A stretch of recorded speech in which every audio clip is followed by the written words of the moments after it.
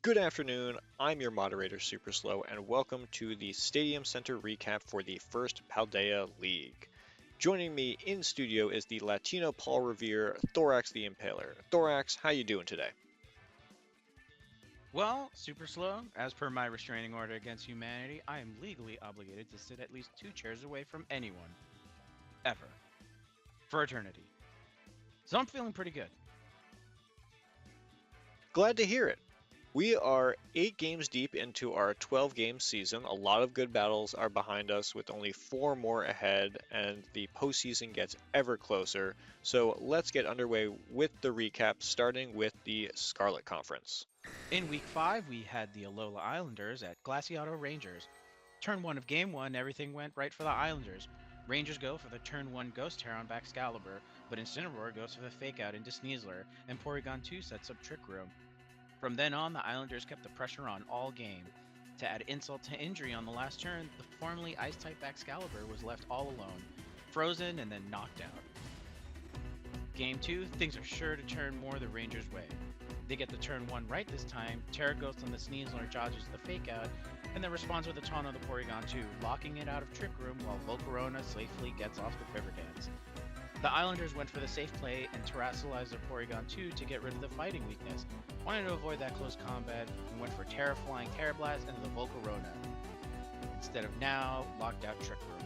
Solid prediction there, but the Moth stood strong. However, from there it all goes downhill for the Islanders as that boosted Volcarona lays down attack after attack until there are no more Islanders to knock out. Didn't we just watch this? Game 3 feels like a repeat. Same battlefield, same leads, and almost the same exact first turn as Game 2. Incineroar goes for the Fake Out again, but instead of attacking to Ghost Terra Sneasler, he targets the Volcarona. All that for nothing though, as the Moth has the Covert Cloak, letting it get off the Quiver Dance again, and Porygon 2 was sent to the Prison Realm by Sneasler. All according to Kikaku. Baxcalibur showed up again to say hello, but Volcarona barely needed any help to wrap this all up with a bow. 2-1 Glaseado Rangers. Week 6, meanwhile, in the Violet Conference, the Safari Zone Kings faced off against the Sir Chester Frost, both rocking a 1-0 record. Game 1, the Frost established a strong position early on with Aurora Veil and Snow from Ninetales, supporting Frostmoth, who was tricked a Choice Scarf. Instead of locking into Quiver Dance, the Moth laid down Blizzards until Hero Form Palafin arrived, saving the game from the villainous Gholdengo.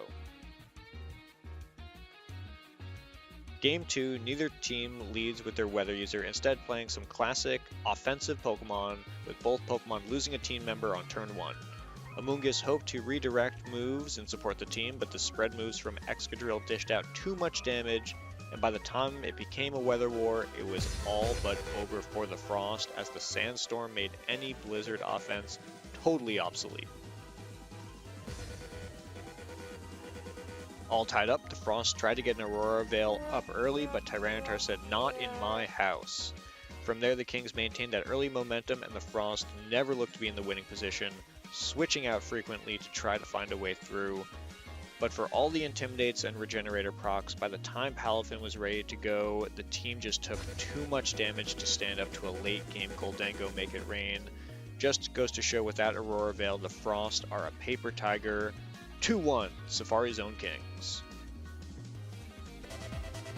Walking into week 7, next up we've got the Kanto Suns and the Blueberry Hurricanes.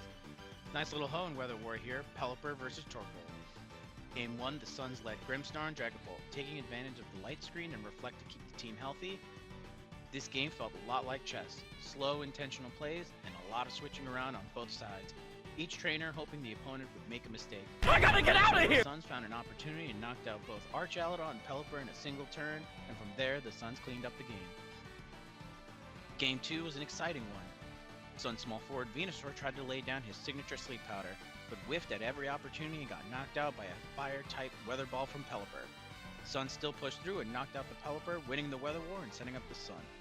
However, the Hurricanes carefully positioned a Scale Shot with Dragonite, knocking out Dragapult, and with that speed boost, the Dragon could outspeed Charizard at a critical moment.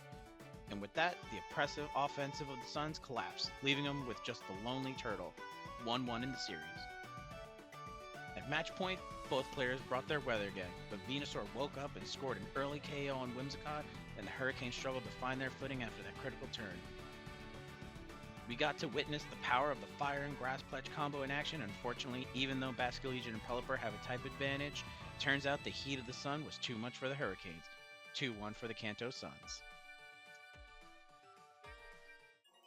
And Week 8, the last match on the docket, Kitakami Magic at the Snow Point City Sabres. Game 1, the Sabres got off to a strong start with a powerful Shadow Ball from Primarina into a slot that switched from Ghost Annihilate to Ghost Sinistra, and they just kept on rolling from there. The Water Terra wasn't enough to survive the next hit, and Ursaluna was not fast enough to break through the persistent offense from the Sabres. By the time Annihilate came out again, he was a lone man on the field and was easily handled without any of his teammates there to support him. The Magic came out of the locker room with a plan for Game 2. The Sabres made a big play on turn 1 with Teller Stera Tyra Blast into a Water Terra Sinistra, but they just could not capitalize from there. Very similar to the Amoonguss performance we saw from the Frost, Electabuzz and his redirection did very little against the Magic when they had so many moves that could hit both Pokemon. Once Trick Room was set up, the Magic slowly picked apart the Sabres, getting burns on 3 out of the 4 Pokemon and brought it to a tied set. Finally, Game 3, the tiebreaker, and here the Sabres just really activated.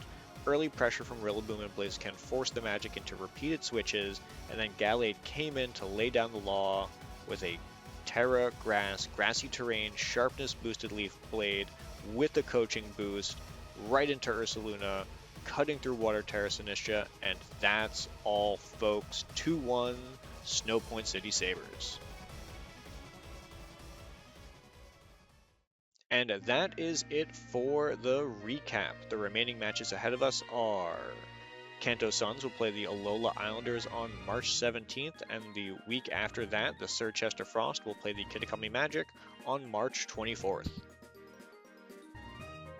And for our final Scarlet Conference game, we'll be featuring the Glaseado Rangers and Blueberry Hurricanes on March 31st. And then the last game of the regular season on April 7th will be featuring the Snow Point City Sabres taking on the Safari Zone Kings. For Super Slow, I'm Thorax the Impaler. Thank you everyone for watching. Have a good night.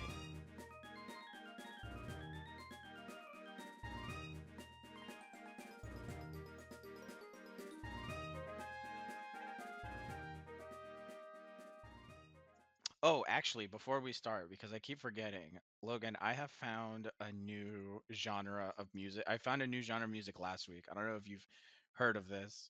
What is it? Cunty Pokemon music. Jeez, what the fuck does that mean?